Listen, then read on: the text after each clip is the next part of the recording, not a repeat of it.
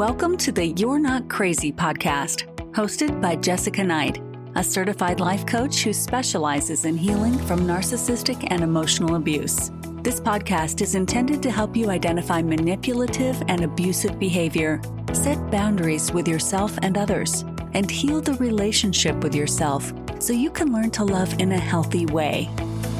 You can connect with Jessica and find additional resources, content, and coaching at emotionalabusecoach.com. Hello, and thank you for being here today. As always, I am going to run through the fine print really quick of what I do, what it's like to work with me, all that jazz. And so if this is the first time you're listening to me, my name is Jessica Knight. You can find me at emotionalabusecoach.com or high-conflictdivorcecoaching.com, on Instagram at emotionalabusecoach.com, and on Substack if you search Jessica Knight Coaching. I have courses available on healing from emotional abuse, divorcing a narcissist, documentation for family court, and how to set boundaries in abusive relationships. I offer one-on-one coaching for consistent long-term clients. Sometimes that goes all the way from identifying emotional abuse to the final divorce. Sometimes it's divorce. Sometimes it's just emotional abuse. I have worked all across, the board with this stuff. And I do serve clients in all over the world, honestly, and work in different time zones, including Australia. And so if you are looking for support, please reach out. If you're looking for a one-off call, just like I want to talk to you, discuss my situation, and then really don't need anything consistent, or I'm not sure if I want consistent, you can do a validation call, which is available on my website. But if the timing doesn't work for you, just feel free to email me, jessica@jessicaknightcoaching.com. I'm always happy to talk. And that can be done for divorce coaching too. If you're looking for a simple one-on-one option to help you navigate where you are and maybe even see are you on the right path? We totally could do that too. And so I'm going to dive into today's episode, and I want to just be very clear that as I go through this, I'm not going to talk about the specifics of my legal case. The reason that I the nitty gritty of it, the reason I do that is because if one day my daughter stumbles upon this, I don't want her to hear it. I also want to protect myself legally. And if you are in this place, everything that you say can and will be used against you. So just to sort of keep the side of the street clear, if it sounds like I'm sidestepping or being a bit discreet or generalized in some of those areas, I am, and it's for a specific reason. And if you're in this place, you know exactly why. And so diving into this topic is one man, I've thought about a million times. I mean, I talk about it all the time with my clients. I just don't do podcasts on it that often. But it's one of the hardest things I had to learn in my legal battle in the family court system is that I can't talk to my lawyer like she's a normal person. And I'm on my third attorney, a fourth attorney. One of them, when I'm attorney leave and didn't come back. One wasn't the right fit for my case. And then when things went a little haywire, my attorney, because she was a good attorney, said, I think you need somebody different because the judge doesn't seem to like me. And that, I think that's what a good attorney does is they see what's going on and they want you to get the help and support that you actually need. And so what I realized is that over time, I've kept having to adjust my strategy depending on the attorney that I have. And I just can't talk to them like they're a normal person. I can't talk to them like they're a friend or a therapist. I can't send updates in real time, even when I'm in distress, even when what's happening is clearly abusive. I've had to learn to edit myself, not because I'm overreacting, but because the legal system doesn't operate on the same frequency as my lived reality. I've been in family court basically since the day I got divorced in April 2018. And I'm going to share with you some lessons I learned along the way about engaging with my attorney. That's what this is about. This is about not family court strategy. Actually, well, I guess it is a strategy. It's not about dealing with your ex-partner, this is really about like a different version of what you need to deal with in family court, especially if things are not feeling like they're going well. I mean, I can't tell you how many clients I have that have needed a new attorney, to be honest. And it gets to that point sometimes where you really need to switch, or you really need to change your strategy and how you work with them. And so when I first started working with my lawyer, I thought that keeping them updated as things unfolded would help them see the urgency in what I was dealing with. I wanted feedback. I wanted to change strategy. I wanted to adopt new ideas. And I thought that if I documented in real time, if I forwarded emails, recounted phone calls, or sent screenshots, it would be clear what I was dealing with. But I quickly realized that my lawyer wasn't responding the way I expected. Instead of validating my concerns or acknowledging the pattern, they often didn't respond at all. And when they did, it was in a way that made me feel like I was making too much of things. It took time, but I began to see what was happening. The legal system doesn't care about individual incidents, doesn't care about the text message that made my stomach drop or the passive-aggressive email designed to make me feel small. It cares about the patterns, about what can be presented as evidence in a way that makes sense to a judge who has no personal stake in my safety or my well-being, even though my safety and my child's safety go hand in hand. And so I had to adapt. I had to play by the system's rules, even when the rules are designed to downplay my experience. And in this case, I stopped sending things as they happened. Instead, I started tracking everything privately, began compiling information in a structured way, and only presenting my lawyer with the details that painted the bigger picture. I started mapping out the patterns and saving things to bring up to her when we spoke instead of sending the emails. And I will be honest that this system, even though I'm expressing it in this way, it wasn't perfect.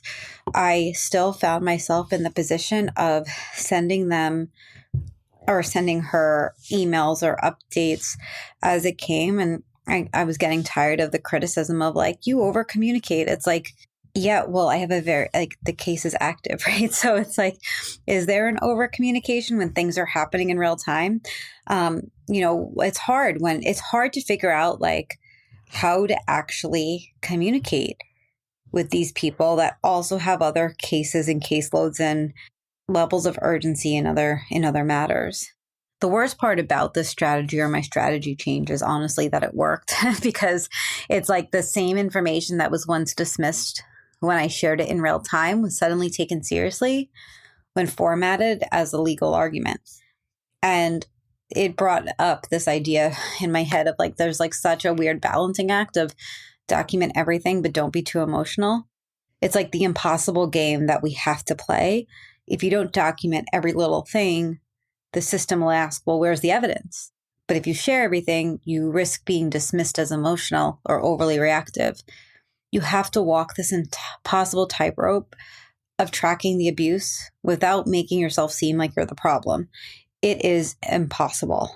I say impossible because that's what it feels. It's possible. It takes a lot of effort, takes a lot of work, and it also takes a lot of emotional regulation because we cannot do it when we are dysregulated. When we are dysregulated, which a lot of us are because we are dealing with insanity, we can't keep track.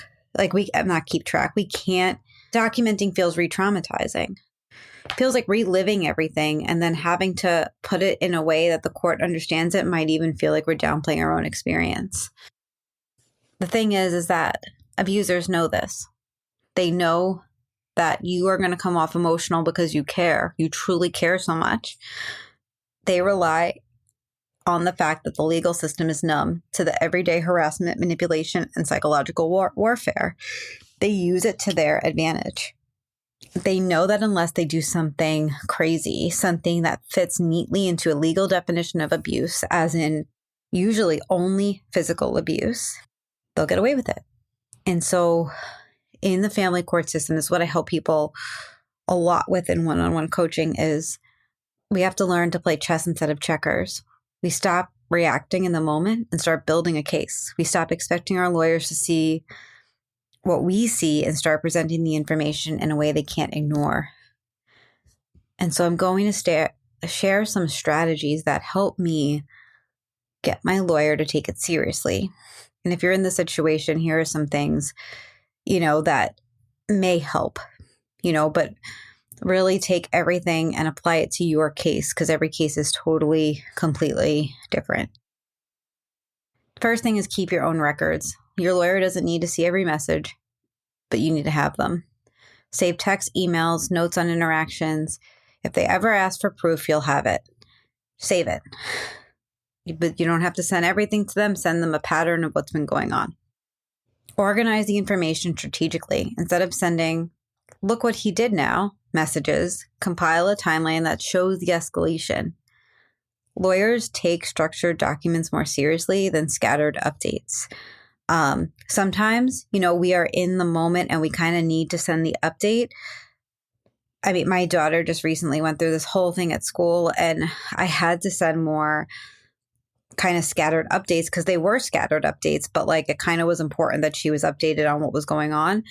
And, it's almost like time and place for that. But then when that time ends, that's why your emotional regulation comes into play, because then your job is to really just try and ask yourself, does this need to be communicated, or can this be like an FYI on our next call? It takes a lot of extra work and kind of weeding out and trial and error. It is worth it. And I think you'll feel better if you are following a bit of a system, your system. Frame things in legal terms is another one. Instead of saying, he sent me this nasty text, say, this is an example of ongoing harassment. Connected to the law whenever possible. Maybe this is a sign of coercive control. Your lawyer may not get it, right? And if you have a lawyer that really doesn't even understand what coercive control is, then I would just say, this is a pattern of what typically happens. This is how transitions go. This is how he speaks to me. All of that. Know when to push back. This is a big one. If your lawyer is constantly dismissive, unresponsive, or unwilling to advocate for you, they may not be the right fit. Not all lawyers understand post-separation abuse or coercive control, and not all of them will fight for you the way that you deserve and what you need. And I want you to hear that loud and clear. Not every family lawyer is the right fit for your case.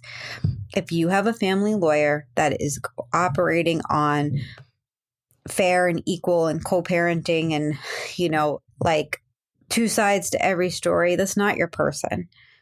Your person is someone who wants to understand you, wants to understand your kids, wants to understand your case, and is going to be an advocate and a guide for you in how to structure communications, in how to structure your delivery, and how to help you kind of move through this very complicated, life-altering battle. They also need to know how to turn on empathy when they need to give their client empathy. Not every lawyer does that. And I've seen people make really, really big mistakes. And one is coming to mind of a client that there's alcohol abuse in her case, not with her, but with her ex-partner. And he was trying to get away with basically not following the rules that were related to SoberLink, which was in place to basically ensure that he was sober during his parenting time. And so my client's lawyer actually was pushing her to just kind of be like, oh, whatever. He tested again the next day. It came out fine. And she was like, do you understand how alcohol works? He literally didn't test for 24 hours. The court order says this. I'm following the court order. I don't understand why you think I shouldn't follow the court order at this point. And she brought that to me, and and of course I'm not an attorney. I am a certified paralegal, but I'm not an attorney. I said, based on what we know about your judge and what we know about this case and what we know about addicts, this feels like a follow the court order moment. And if she's pushing on you and pressuring you about all these other things, this may be a time to push back and say, why is this more important than my child's safety? I'm happy to offer him makeup time if the judge says XYZ, but we're talking about safety here. This isn't just he didn't pick up the kids for his parenting time. It's he tested, he was positive for having alcohol in his system. And that's the court order literally has parameters around this. So am I just not going to follow a court order? And actually it ended up being the right thing. She didn't get penalized by the court for withholding time, because it literally said, this is what the court order says. If you follow the court order, you're generally safe. Of course, this is a rare circumstance, but sometimes you need to gut check that. I can't tell you how many attorneys I've spoken to over my years in family court. I feel like at this point, I've spoken to every attorney in the Boston area, to be honest. And I mean, every consult, I get great ideas too. Every consult's helpful. And so I always tell people, consult with other lawyers. If you feel like this is not the right person, just do some consults. Generally, they're free. And if you have to pay for it, just leverage if that is worth it for you, right? Sometimes a paid consult, actually, you get a bit more legal advice because they can, And so, but you deserve to do that. Don't be scared to go and get another consult or 2 or 3 or 7 if you need it. There are times where I'm talking to a client and I'm very honest with people, and it just sounds like they are doing the heavy lifting of trying to make a lawyer get it rather than being able to advocate for themselves and their kid, because everything is spent on trying to get the lawyer to see the pattern. You need someone that sees the pattern. You need someone that understands and that is willing to kind of be in the fire with you. And I am very honest with people if I do feel like you're expending more energy trying to convince your lawyer of something, because, I mean, it's just sort of the reality of family court, and it's the reality of the legal system. They're not going through training on what coercive control is. And I mean, from being a survivor that a lot of people don't understand what you're going through unless they went through it. Think about how many people did not understand what you were going through and why it was so damaging, why you need to leave, and why you were falling apart. Unfortunately, lawyers don't really get it either. Judges don't get it. So you have to really ask yourself, is this the right fit for me? And so the way to think about it is this: if you've adjusted the way you communicate and your lawyer still isn't taking your concern seriously, that is a bigger problem. Some lawyers have really been conditioned by the system to only react to extreme situations, leaving survivors kind of in the lurch when they need support. If your lawyer is just going through the motions, if they make you feel like you're exaggerating, if they don't push for what you need, it's okay to ask yourself if they're truly on your side, because at the end of the day, we shouldn't have to shrink ourselves to be heard. But until the legal system catches up, until courts recognize the full scope of coercive control and emotional abuse, we do what we have to protect our kids. We learn to be strategic, how to work within a system designed to fail us, and how to make sure our reality doesn't get erased.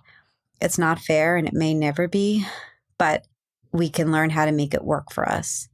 And so I will leave it at that for today. I really do this work because I wish I had the knowledge when I first entered the court system. I started in the court system the same year Tina Swithin was in hers. And so all the resources of One Mom's Battle and things like that, they just were, it wasn't around, it wasn't talked about, it wasn't widespread the way it is now. And I do this work because I wish that it was there when I needed it the most. And so if you need support, you always can reach out to me at jessica@jessicaknightcoaching.com, or like I said, find me at high-conflictdivorcecoaching.com. And if you need support, I'm here.